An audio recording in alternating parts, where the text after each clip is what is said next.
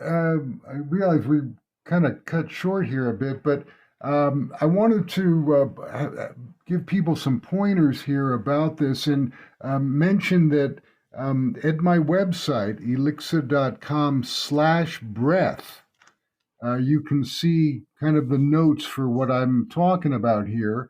And there's a link to James Nestor's book, which is really the Bible of this, called Breath, The New Science of a Lost Art. So I really recommend that people look at that book. There's a great audio version of it also, but he goes into a lot of this in depth.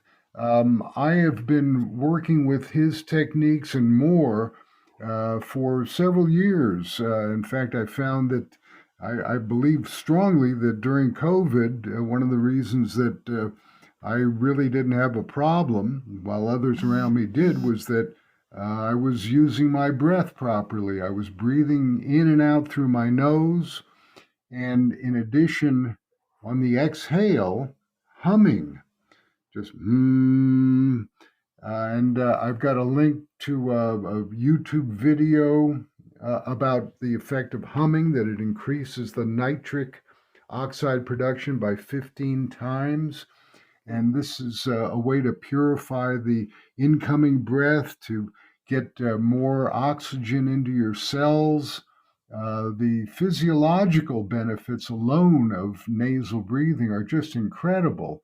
You're increasing the airflow to your arteries, your veins, your nerves. You improve your lung volume, the amount of air that you can actually process, even though when you breathe slowly in and out through your nose, you're actually getting less air, but you're using the oxygen more efficiently. So you're actually getting more benefit from it. And the slow breath also affects your emotions and your thinking by putting you into the parasympathetic part of the nervous system. And the parasympathetic part is our relaxation response. So instead of the fight or flight that we ordinarily experience, now we're uh, more calm, we're in a greater state of flow, we're less reactive. And I find this very helpful not only in exercising, but in the day to day activities. We all have periods where we feel somewhat negative, we feel upset, we feel angry, we feel anxious. There's a number of things that we feel that we would rather not feel, and we'd like to get out of that. And the easiest way is to pay attention to our breath. You were talking about the box technique, where you inhale through the nose for 4 seconds, you hold the breath for 4 seconds, you exhale for 4 seconds. And again, if you hum when you're doing this, you're turbocharging it, and you hold the exhale for 4 seconds. So doing this will very, very quickly shift out of that fight or flight into this state of serenity. It's more serenity. And in this state, we no longer feel the upset, because in a way, we're detaching, and we're less involved, less identified with these feelings, and we realize that we actually have control. So it improves our sense of self reliance and our ability to be more objective about the world, and less like a little child. And we all have a little child in us that pops up its head when it doesn't get its way, it encounters some resistance, and it gets its feelings hurt. So it's very natural to feel these things. But if we want to get some measure of control and freedom from these things, the best way to do it, the way that it's always there wherever you are, is to pay attention to the breath. So, again, we've talked about the nasal breathing. I'd like to actually talk a little bit about exercising and how nasal breathing can help you with exercise. So, We all need to exercise. Exercise is probably the most important thing that we can do. Breathing deeply and getting our heart pumping is one of the most important things you do. No matter what you eat, how much you exercise, none of it matters if you're not breathing properly. So when you're exercising, when you're walking, hiking, running, whatever it is you do, if you can remember to pay attention to your breath, and again, inhale through the nose.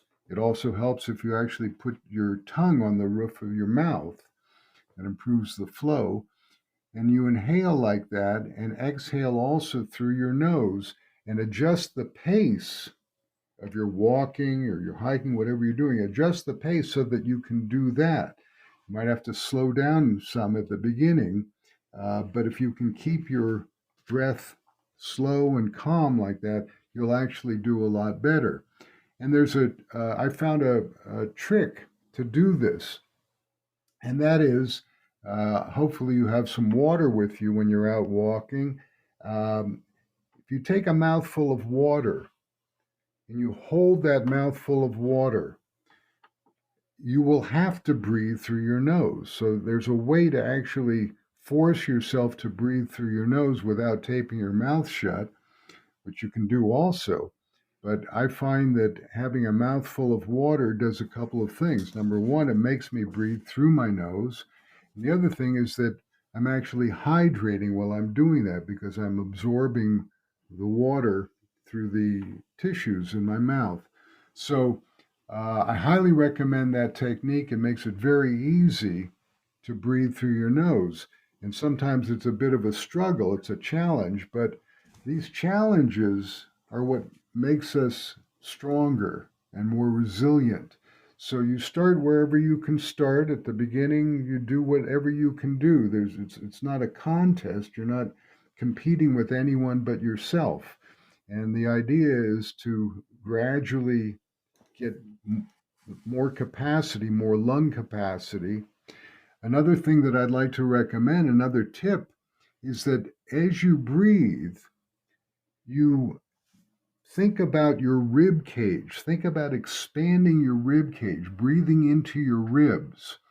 Everybody knows that you shouldn't breathe into the top of your lungs, but a lot of people will advise that you do belly breathing.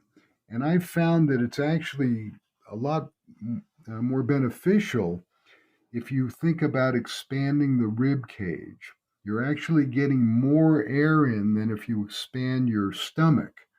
It's not the stomach that needs to be expanded, it's the rib cage because that actually gets the diaphragm moving in a different plane so that you can actually take in more air. It's very, very helpful. And then another trick that I've found, an avid hiker and I do this 3 times a week.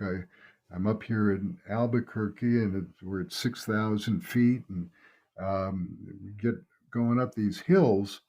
I find that one of the things that I can do that really makes a difference is to visualize the flow of the breath. And that if I can think about, visualize that breath going into my legs, I'm actually bringing more blood flow and oxygen into my legs, and I can feel the difference.